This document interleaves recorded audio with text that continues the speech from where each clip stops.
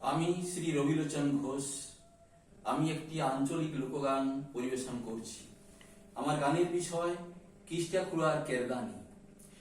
কিষ্টাখুড়া হয়েছে বুড়া, কিষ্টাখুড়া হয়েছে বুড়া, বয়সের 90 হইলে পার।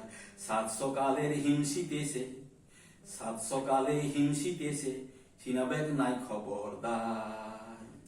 কিষ্টাখুড়ার পটলা বেটা, কিষ্টাখুড়ার পটলা বেটা, তাকে স্নান করতে বললে বাঁধের গাবাই উদুম গায়ে, বাঁধের গাবাই উদুম গায়ে, খামকা দিনকে রাত করলে।